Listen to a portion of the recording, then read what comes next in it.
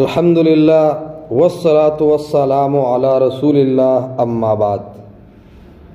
चलो नावल ज़ख़्पल तारुफ कोम चे ज़मानुम दे हज़रत अली रब्बानी द सवाबे शिव अडी हमजाडेर किली उसीदुन के यम ताल्लुक़ ज़मा अहलुल हदीस सर दे क़त नज़र द यो डले द यो तंजीम द यो झंडे व पाठेना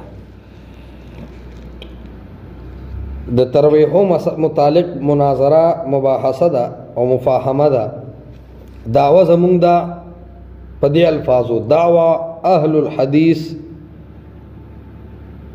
दर रकात क़ियामुल लैल यानी तहज्जुद क़ियाम रमज़ान अलमुसम्मा बित्तरावी द नबी सल्लल्लाहु अलैहि वसल्लम और सहाबा किरामो सय्यदुना उमर फ़ारूक रज़ियल्लाहु अन्हु तमीमुद्दारी और उबई इब्न काब रज़ियल्लाहु तआला अन्हु वग़ैरह सहाबा गालिबन मामूल पर क़ियामुल लैल यानी तहज्जुद और क़ियाम रमज़ान अलमुसम्मा बित्तरावी की यऊल रकात तंबीह द नबी सल्लल्लाहु अलैहि वसल्लम और सहाबा किरामुना फ़ईस सही हदीस की शल रकात तरावी हसरन नदी साबित अलबत्ता तवस्सु फ़िन नवाफिल हगर राजिह क़ौल दे दा ज़म दावा व नज़र और मुकाबिल मलगरे अब अखपल तारुफ तासु तकी और ब्या अखपल दावा पेश की दा ज़मुंग अवल हिस्सा प द्वेम नंबर हिस्सा के बा कि ज़मुंग पो दावा बांधी रदी कम तनक़ीहात दी योज़े के वता खफा व पटवाले रहे अब वाज़ेह को द अगी कम न खबर पर मुंग बांधे बंद अगीब तनक़ीह मतलूब को अगीब वज़ाहत को पद्रेम नंबर के इंशाअल्लाह जानिबैन दलाइल शुरू की उखपल दावा बसाबती नहमदुहु व नुसल्ली व नुसल्लिमु अला रसूलिहिल करीम अम्मा बाद अऊज़ु बिल्लाहि मिनश शैतानिर रजीम बिस्मिल्लाहिर रहमानिर रहीम। द टोलुना अव्वल ज़ख़्पल तारुफ कोमा ज़मानुम दे रहीम शाह रब्बानी चे द तहसीली मैदान ज़िल लोयरदीर सर ताल्लुक़ सातम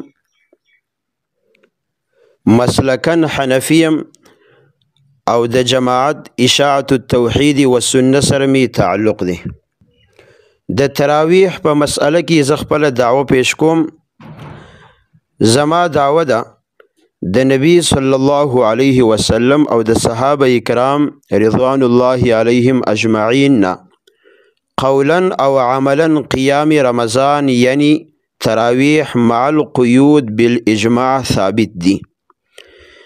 तनबीह कुम रिवायात द यवोलस रकात चिदी नु द हग़वी द तरावीह सर हिस ताल्लुक़ नश्ता बल्कि हग़वी की द तहज्जुद ज़िक्र दे चे दा दुआड़ा जुदा जुदा मुंज़ुन दी दा मिन वजहिन जवाबी दावा दा और ज़मा द तरफना दावा हम दा ज़मा पदे दावा की चे मुकाबिल स क़िस्म तनक़ीहात ज़माना कवल ग़वाड़ी नो ज़बदागी जवाब वर्क। अल्हम्दुलिल्लाह वस्सलातु वस्सलामु अला रसूलिल्लाह। अबू इज़ाम रहीम शाह रब्बानी से अलमैदानी स्तासु दावा मुंग मख तराला अवल तनक़ीह ज़मुंग दादा चे दे के माल क़ुयूद लफ़ज़ तासु रोड़ले दे सवाल दा चे दे द कम क़ुयूदात मुराद दी दा खबर मुबहम दा और दावा के लाबुद्दीवी द तसरीह ना और द ईज़ाह और वज़ाहत ना न दस तासु से मजूड़ीगी संग चे तासु हुए कि मुंग तासु जानिबैन बद अखपल दावे तनक़ीह त तैयार यू और दागे वज़ाहत बकुन द माल क़ुयूद वज़ाहत ओके कि देन स मुराद दी।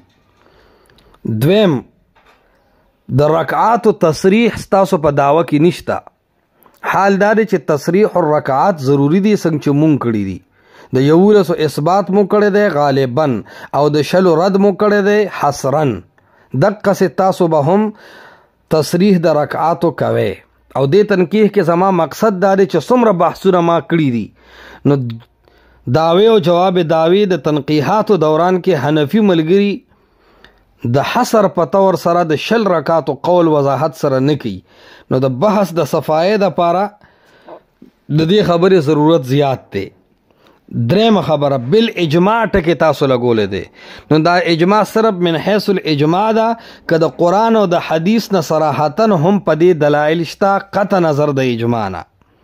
دا دریمه تنقیح شوه. څلورمه تنقیح وقت د دې قیام رمضان کم دی، یعنی اتصال دی بعد صلاة العشاء کنه عموم دی په ټوله شپه کې. څلورم جماعت ورله ضروری دی کنه دا قیام اللیل ځان لهم قیام رمضان ترویحی دا ځان لهم جواز لري. دا څلور تنقیحات دي. وضاحت د قیوداتو دویم، تصریح پر رکعاتو دریم، وضاحت د اجماع څلورم، وقت متعین کول پنځم، د جماعت کولو ورسره حکم. ستاسو چې کم تنقیحات په مونږ باندې دي او زمونږ په دعوه کې تاسو ته کم ځای ابهام دی، انشاءالله فرمایشي انداز سره به تاسو ته جواب ملویږي. پږمه تنقیح چې د تراویح، تهجد او قیام اللیل په منځ کې تاسو د کومو فرقونو قایل یې د هغې وضاحت. نحمد الله ونستعین اما بعد. مفتی صاحب محترم، تاسو زما په دعوه باندې چند تنقیحات کړي دي چې د هغه تنقیحاتونه اوله تنقیح په لفظ د قیود ده. زویم د لفظ د قیود نه زما مراد کم، کیف، زمان، مکان دي. تفصیل د دې دا دی چې د کم نه مراد عدد دی چې تراویح 20 رکعات دي حصرا، کمی د دې نه یعنی اتو بالکل ثابت نه دي. او د کیف نه مراد جماعت دی چې دا 20 رکعات تراویح په جماعت سره ادا کول دا سنت مؤکده دي. ورسره په کیفیت کې دا خبره هم داخل ده چې بعد الرکعتین سلام دی. او مراد د زمان نه وقت دی چې د تراویح د پاره وقت چې دی دا متصل بعد صلاة العشاء دی غالبا. او مراد د مکان نه مسجد دی چې تراویح دا په مسجد کې ادا کړی شوي دي. دې کې مفتی صاحب ستاسو د څلورو تنقیحاتو جواب وشو، اوله، دویمه، څلورمه او پنځمه. دریمه تنقیح ستاسو وه په اجماع باندې چې د اجماع نه مراد کومه اجماع ده. زویم د دې نه مراد اجماع عملی د صحابه کرام رضوان الله تعالی علیهم اجمعین ده چې صحابه کرامو 20 رکعات تراویح سره د دې قیودونه ادا کړي دي. شپږمه تنقیح تاسو د تهجد او د تراویح په منځ کې د فرق په باره کې کړي ده چې د دې په منځ کې څه فرق دی. نو زه وایم مفتی صاحب د قیام اللیل چې تهجد ورته ویلی کېږي او قیام رمضان چې تراویح ورته ویلی کېږي د دې په منځ کې ډېر فرقونه دي. چند فرقونه زه د هغې نه ذکر کوم.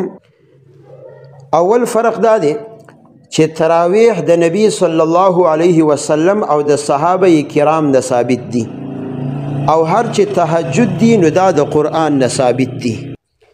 دویم فرق دا دی چې د تراویح حکم دا د فرضیت رمضان نه وروسته په مدني دور کې شوی دی، او هر چې تهجد دي نو دا په مکی دور کې هم مشروع و، بلکې ابتداءً تهجد فرض و، وروسته د هغې فرضیت منسوخ شوی دی. دریم فرق دا دی چې تراویح دا صرف په رمضان کې ثابت دي، او هر چې تهجد دي نو دا په رمضان او غیر رمضان دواړو کې ثابت دي.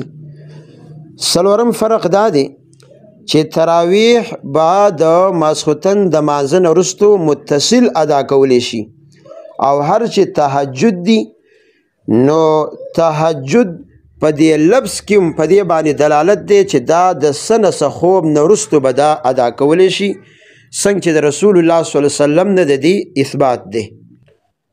پنځم فرق دا دی چې په تراویح کې جماعت سنت مؤکده دی، او هر چې تهجد دی نو په دې کې جماعت سنت مؤکده نه دی. شپږم فرق دا دی چې په تراویح کې تداعی یعنی یو بل دعوت ورکول شته، خو په تهجدو کې تداعی نشته. اووم فرق دا دی چې په تهجدو کې د نبی صلی الله علیه وسلم نه تعداد ثابت دی او په تراویح کې د رسول الله صلی الله علیه وسلم نه د تعداد ثبوت نشته. ستاسو د طرف نه دا شپږ تنقیحاتو او د هغې وضاحت ما تاسو ته وکړو. مزید انشاءالله العزیز چې زما په دعوه کې به څه خفا نحمده ونصلي علی رسوله الکریم اما بعد. زمون رور زمون په دعوه باندې هیڅ قسمه د تفصیل مطالبه ونه کړه. دا دلیل دی د دې خبرې چې زمون دعوه کې څه دي ته په نظر رانه له. بهرحال که بیا هم وي نو موږ به انشاءالله وضاحت کوو. تاسو چې کم تنقیحات در باندې ما کړیو د هغې جوابونه تاسو وکړو. په هغې مختصر نظر دا دی. تاسو ناول مطالبه موږ دا کړې وه چې دا قیودات کم تاسو لګولی دي مع القیود د دې قید څه وضاحت دی. تاسو کمن کیفن زمان او مکان په حواله سره فرق بیان کو. لنډه خبر دا ده چې مونږ وایو قیام اللیل، تهجد، قیام رمضان چې مسمای په تراویح سره. دې کې د اوله خبره دا ده چې د تعداد الرکعات په حواله سره په دې کې هیڅ فرق نشته او دا ټول د رسول الله صلی الله علیه وسلم د شپې مونځ و. تاسو بیا وضاحت د قیودات او کمن او کیفن دا کړی دی چې کمن دا دی چې عدد د مونږ په شلو کې حصر کوو. مختصر سوال دا دی چې اوس هم تاسو خبره واضحه نه کړه د شلو کې د حصر څه معنا ده. د شلو نه زیادت هم حرام ګڼئ لکه سم چې کموالی حرام ګڼئ که نه د شلو نه کموالی ناجایز دی او زیاتوالی جایز دی. د دې وضاحت مطلوب دی. دویمه خبره کیفن تاسو دا وکړه چې ترویحي به خامخا بالجماعتي او تهجد چې کوم دی او قیام اللیل چې کوم دی نو هغې لپاره جماعت ضروري نه دی. دا خبره هم مونږ ته مسلم نه ده. انشاءالله رستو براشي چې دا خبره ټیک نه ده. ځکه ټیک نه ده چې تراویح، قیام اللیل، قیام رمضان، تهجد دې کې ټولو کې جماعت جایز دی او ځان لواله هم جایز دی. افضلیت کې به خبره ای لیکن نفس جواز شتا که جماعت سری او که بغیر جماعتی. لکه حدیث د مسلم په دلیل دی چې رسول الله علیه السلام سره عباس رضی الله په تهجد کې شریک شوی دی. حذیفه رضی الله تعالی عنہ، ابن مسعود او جابر رضی الله تعالی عنہ ور سره شریک شوی دی. اول جلد صفحه 160 حدیث د مسلم. بیا تاسو دا خبره کړې ده چې 2 رکعات وي نو بالکل صلات اللیل مثنا مثنا. اکثر اهل علم داسې شته چې هغې 4 رکعاته په یو نیت باندې د کولو هم جواز کوي. خو بهرحال دا خبره اتفاقی ده چې د شپې مونځ 2 رکعاته دی نو یو حدیث د بل تفسیر کوي 2 رکعاته دی وشي. البته 4 رکعاته بعد دی پکې آرام حاصل کړي شي. یصلی 4 هم دغه معنا مستفاد ده. وقت باره کې تاسو ویلي دي چې صلات العشاء دی غالبا خیر خپل نمبر کې وضاحتو کې صلات العشاء مونږ خاص کو نه د ترویحو د پاره بلکې مونږ دا وایو که چېرې سړی تراویح، تهجد، قیام رمضان، قیام اللیل دا که ماسخوتن منځ پسې کوي هم صحیح ده، که د شپې منځ کې کوي هم صحیح ده، که آخر کې کوي نو هم صحیح ده. هیڅ یو عمل پکې ضروری نه دی. البته د عمر رضی الله عنه د رای نه دا معلومیږي چې بخاری کې راځي غي ویلو والتي ينامون عنها افضل من التي يقومون يريد آخر الليل. نو بهتره ده چې شپې په آخره کې وکړي شي. فی المسجد تصویر چې خامخا به جمعات کی نو که جماعت او مسجد مزان ځله مراد نو موږ دا وایو چې بیٹک او اجره کې او کور کې هم په جماعت وغیرہ سره تراویح، قیام اللیل، تهجد، قیام رمضان کولی شي. ضروري نه چې جمعاتي. اجماع باره کې چې مونږ کوم سوال کړو غالبا د سوال کې اختصار تاسو جواب زمونږ د سوال موافق نه دی. اجماع کې زما مراد دا او تاسو وی اجماع عملی ده. ګل می سوال داو چې دا اجماع کومه ده دا د قرآن او د حدیث د یو نص نه راوته ده او د قرآن او د حدیث په نص باندې اجماع شوی ده یا دا اجماع د عمر تنه ذاتی اجتهاد او هغه ته د اجماع شکل اختیار شو. د دې خبره وضاحت مطلوب دی. بل تنقیح مونږ په تاسو کړی و چې تهجد او تراویح او قیام اللیل او قیام رمضان کې فرق لري او کنه لري؟ تاسو جواب وکړو چې ډیر فرقونه دي. بیا د هغې وضاحت مو کړی دی چې تهجد د قرآن نه ثابت دي او تراویح د احادیثو د رسول الله صلی الله علیه وسلم نه ثابت دي. نو موږ وایو چې داسې نه ده. قرآن کې سوره بنی اسرائیل 79 نمبر آیت دی، ومن اللیل فتهجد به نافلة لک یا قم اللیل الا قلیلا. د دین مونږ وایو د شپې مونږ ثابت دی. هغه د شپې مونږ بیا عام دی که قیام اللیل وي لکه عام اوقاتو کې، یا تهجد وي لکه عام اوقاتو کې، یا قیام رمضان مسمى بالتراویح وي لکه په رمضان کې. دې ټولو ته په خپل خپل وخت باندې په مختلفو طریقو د تهجد مونږ شامل دی. سننت لکم قیامه ول حدیث چې دی نو هغه سندن ضعیف دی. او بل ضعیف حدیث نه دا معلومیږي چې جعل الله صیامه فریضة وقیام لیله تطوعا. د شپې دا عبادت فرضوالی او د دې مقرروالی، جعل الله د عبادت د شپې مقرروالی په میاشت رمضان کې دا هم الله تعالی کړی دی، او د تهجد او بنیاد هم رب العالمین ایښی دی. نو د دواړو نسبت د قرآن ته او رب العالمین ته وشي، موږ د دې فرق قایل نه یو. تهجد مکی دی او تراویح مدنی دی، نو دا خبره نشته. تهجد مکی دی، دا د شپې هر عبادت ته شاملو. رستو چې روزه رااله نو روزه کې قیام رمضان په شپه کې نو د تهجد ورته شاملو. دا فرق هم مسلم نه دی. بیا هم ویلي دي چې تهجد عام دی او تراویح او قیام رمضان چې کوم دي نو هغه خاص دي د رمضان سره. مونږ وایو تهجد عام دي، هر د شپې مونږ ته شامل دي. کاغې ته قیام اللیل نوم دی، کاغې له قیام رمضان نوم دی چې مسمى بالتراویح که ورته تهجد دی. نو هیڅ فرق نشته چې ګنې تهجد په رمضان کې نه کیږي، بلکې د رمضان د قیام رمضان او مسمى بالتراویح ته هم تهجد ویلی شي، لکه رستو به حوالو کې راشي ان شاء الله. بعد العشاء به متصلی، نو د دې مخکې وضاحت شو چې ضرور نه ده چې متصلی، بلکې بهتره دا ده چې رستو شي. لکه زموږ مدرسه کې اوسې پسې ډېر اهل حدیث په دې عمل کوي چې پشمنیل د وخت پاسې نو تراویح وکړي. جماعت وی پکې سنت مؤکده دی، نو ځان لهم کولی شي. جماعت په تراویحو کې ضروری نه دی. په خپل ځای باندې به انشاءالله مونږه 2 حوالې ورکو چې جماعت په دې باب کې ضروری نه دی. د الله پیغمبر به د شپې په مختلفو حالاتو کې دا مونځ کو. سیدنا عمر هم خلق ور جمع کړی دی، خو په جماعت کې په خپل نه دی شریک شوی. سیدنا عمر به دا د شپې په آخر کې کولی. نو بهرحال جماعت ولمون ضروری نه ګڼو. ها جماعت افضل دی بلا اختلاف. تداعی په تراویح کې کیږي وي تهجدو کې نه کیږي. جواب دا دی چې دا خبره مونږ ته ډیره مسلم نه ده. په دې ډول باندې چې دا خو ترغیب دی. په رمضان کې تمام عبادتونو ته ډیر ترغیب ملاویږي په نسبت د غیر رمضان. نو آیا دې سره فرق ثابتېږي؟ قطعا نه.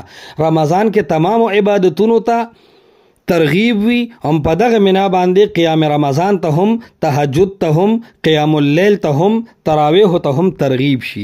دا عام دی، هر تهجد ته هم ترغیب ورکولی شي چې نیکان خلق د تهجد کوي. دا خو ستاسو په تنقیحاتو خبره شو، زمونږ باره کې تاسو تنقیحات نه دي کړي چې زه د هغې جواب درکم. فلهذا زه خپله دلایلو ته ځم په خپله دعوه باندې.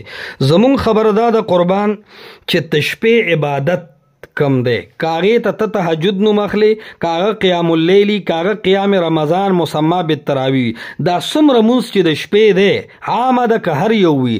د شپې مونځ د الله د پیغمبر نه او د صحابو نه غالبا معمول د 11 رکعاتو دی، او د 20 رکعاتو به طور حصر نه د پیغمبر پاک صلی الله علیه وسلم نه ثبوت شته او نه په قوي سند د الله د پیغمبر د صحابو نه. لومبې دلیل صحیح بخاری حدیث ته مرفوع جلد اول حدیث نمبر 2013 کتاب صلاة التراویح باب فضل من قام رمضان. حدثنا اسماعیل قال حدثني مالک عن سعید مقبوري عن أبي سلمة بن عبد الرحمن أنه سأل عائشة رضي الله تعالى عنها كيف كانت صلاة رسول الله صلى الله عليه وسلم في رمضان، فقالت ما كان يزيد في رمضان ولا في غيره على 11 ركعة.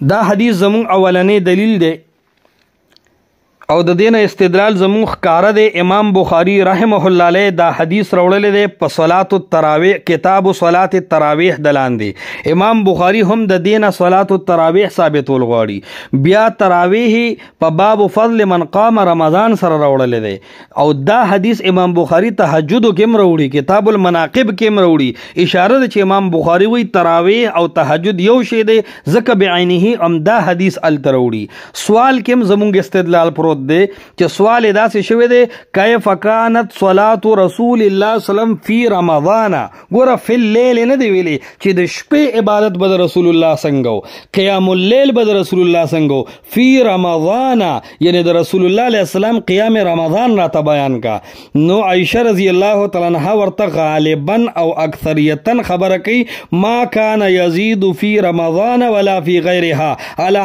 11 رکعه محمد رسول الله علیه السلام په رمضان او غیر رمضان دواړو کې د 11 رکعاتو نه زیات غالبا اکثریتا چرته هم ندي کړي دا ښکاره دلیل دی د خبرې چې دا نه مراد تراویح دی د نه مراد قیام اللیل دی د نه مراد قیام رمضان هم دی چې مسما دی په تراویح سره او تهجد هم دی د کې هیڅ مانعت الجمع نشتا ام د دې حدیث نه صحیح ابن خزیمه کې چې استدلال کله کوي نو هغه هم په دې انداز باندې کوي باب دی باب ذکر عدد النبی صلی الله علیه وسلم باللیل فی رمضان د رمضان په میاشت کې د رسول الله علیه السلام د عبادت طریقه څنګه و امام بیهقی دا سوی باب رویه فی عدد رکعات القیام فی شهر رمضان ګوره قیام اللیل نه یادوي فی شهر قیام رمضان قیام رمضان خبره کوي دا محدثین ټول د دین دا ثابتول غواړي چې قیام اللیل قیام رمضان تهجد مسما بالتراویح بالکل یو شی دی صرف دا فرق مونږ دا یو منو هغه فرق دا دی چې تراویح دیتا پر رمضان المبارک کې قیام رمضان وی دا نوم سره بدل شي رستو به عبارتونو کې نور هم وضاحت راشي اور د رمضان نه علاوه ورته قیام اللیل وی نو قیام اللیل او قیام رمضان کې هیڅ فرق نشته په دې چې تاسو کم تحفظات دي هغه وکي ان شاء الله روان نمبر کې به موږ تفصیلی جواب درکو